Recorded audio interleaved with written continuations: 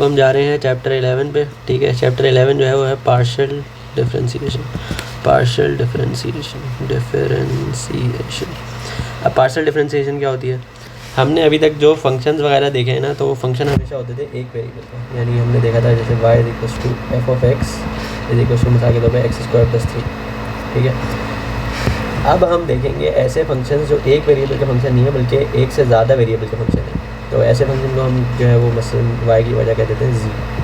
और ये फंक्शन है सिर्फ x का नहीं, मसलन ये फंक्शन है x का भी और y का भी। तो मिसाल के तौर पर f(x) y हो सकता है x² + y² + 5। तो ये हो गया मेरे पास एक नया फंक्शन जो कि कितने वेरिएबल्स का फंक्शन है? दो वेरिएबल्स का, x का भी और y का भी। ठीक है, तो इसमें असल में ये होता है कि इसमें जब हमारे पास डिफरेंशिएशन करनी होती है ना, तो ये दो चीज़ हो सकती है। एक हो सकता है कि मैं x की रिस्पेक्ट से डिफरेंशिएट करूँ और दूसरा हो सकता है मैं y की रिस्पेक्ट से डिफरेंशिएट करूँ। तो इसको हम कहते हैं पार्शियल डिफरेंशिएशन। पार्शियल डिफरेंशिएशन, और इसको हम लिखते भी डिफरेंट तरीके से। इसको हम लिखते हैं मसलन अगर मैं कहूँ कि पार्शियल, तो मैं इसमें कर्ली डी बनाता हूँ, partial of f with respect to x। तो ये कर्ली डी बनता है। ठीक है, और इसमें जो एक चीज़ या फिर हम कहेंगे partial of f with respect to y, यानी कि differentiate with respect to y, ये भी कर सकते हैं। अब इसमें एक चीज़ याद रखना कि जब भी हम पार्शियल डिफरेंशिएट करते हैं ना, तो हम दूसरे वेरिएबल को कांस्टेंट की तरह ट्रीट करते हैं। ठीक है, मिसाल के तौर पे अगर मेरे पास लिखा हो y = x² + a, और मैं कहूँ कि भाई dy/dx निकालो, तो मुझे पता है x² का डेरिवेटिव होगा 2x, और a जो है वो कांस्टेंट है तो इसका डेरिवेटिव क्या हो जाएगा? 0। ठीक है, तो जब भी हम पार्शियल डेरिवेट करेंगे, तो अगर मैं partial derivative with respect to x कर रहा हूँ तो मैं y को कैसे ट्रीट करूँगा? कांस्टेंट की तरह। अगर मैं partial derivative with respect to y कर रहा हूँ तो मैं x को किस तरह ट्रीट करूँगा? कांस्टेंट की तरह। अब इसकी एक मिसाल ले लेते हैं।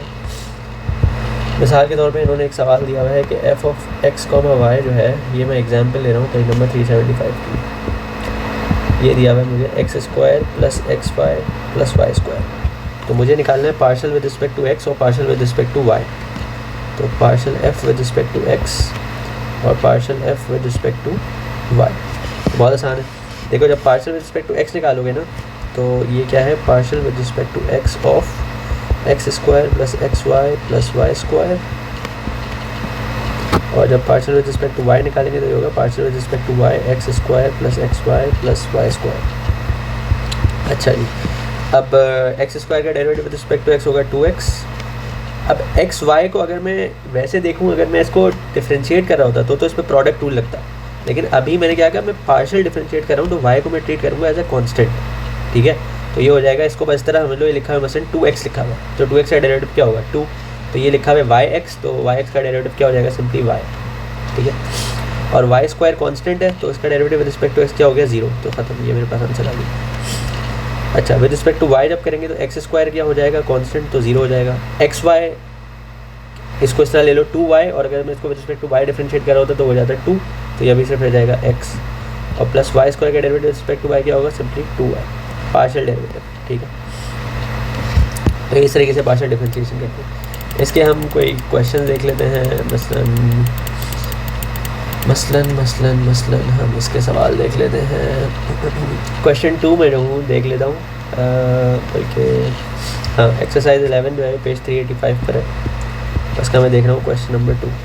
क्वेश्चन 2 में कह रहा है कि the volume of a cone is given by the formula, volume of a cone is given by the formula 1/3 πr²h। Differentiate v with respect to their independent variables.